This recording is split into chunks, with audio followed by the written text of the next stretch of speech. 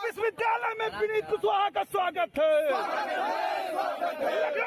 समाजवादी छात्र सभा के प्रदेश अध्यक्ष विनीत कुशवाहा का लखनऊ विश्वविद्यालय में पहला आगमन है और उनका तमाम कार्यकर्ता और इस इकाई के अध्यक्ष भी यहां पे मौजूद रहे। हम बात करेंगे विनीत कुशवाहा से। विनीत कुशवाहा जी, सबसे पहला सवाल ये रहेगा कि लोकसभा का चुनाव करीब है, इस चुनाव में जो विद्यार्थी हैं उनकी भूमिका कैसे देखते हैं और क्या रहेगी?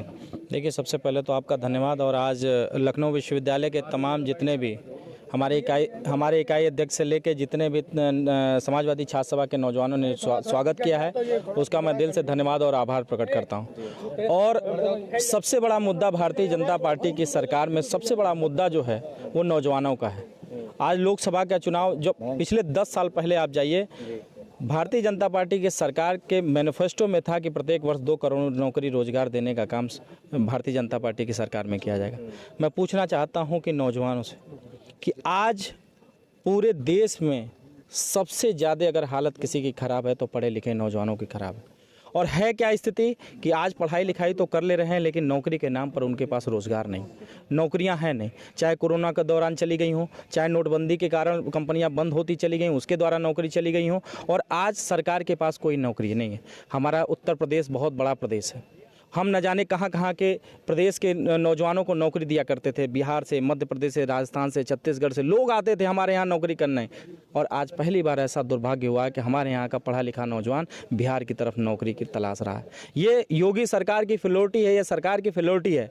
और हम नौजवानों के बीच में जा रहे हैं, बता रहे हैं, हम नौजवानों के बीच में जाकर ये उनको बता रहे हैं कि जो आपकी मूलभूत सुविधाएँ होनी चाहिए वो सरकार ख़त्म करते जा रही है। सरकार के पास सिर्फ एक मुद्दा है, धर्म। वो हम नौजवानों को धर्म आस्था का विषय है, लेकिन जो हमारे असली आस्था का विषय है वो नौकरी रोजगार है। सरकारें बनती किसके लिए, बनाई किस लिए जाती हैं? प्रदेश के मुख्यमंत्री और देश के प्रधानमंत्री बनाए क्यों जाते हैं? क्योंकि हमारे जीवन में खुशहाली और तरक्की हो सके, हमें नौकरी रोजगार मिल सके, अच्छी शिक्षा मिल सके, अच्छे कपड़ा मिल सके, रहने के लिए मकान हो सके, इसके लिए सरकार बनाई जाती है और किसी चीज़ के लिए सरकार नहीं। लेकिन ये सरकार का मुद्दा बदल दिया, ये नौजवानों को भ्रमित कर रही है, बरगला रही है। बहुत से नौजवान उत्तर प्रदेश के अंदर आत्महत्या कर लिए। क्यों? क्योंकि उनको नौकरी नहीं मिल पाई, उनको पढ़ने के बाद रोजगार नहीं मिल पाया, उनकी उम्र खत्म हो गई, तैयारी करते करते उम्र खत्म हो गई। ये कौन से आंकड़े बता रहे हैं? भारतीय जनता पार्टी के पास आंकड़े हैं और धरातल पर उस आंकड़ों का कोई सच्चाई नहीं है। ये सिर्फ आंकड़ों की बात करते हैं। इनके पास कोई रोजगार नहीं है, इनको बच्चों के लिए शिक्षा नहीं है। आप बताओ, हमारे देश के प्रधानमंत्री वन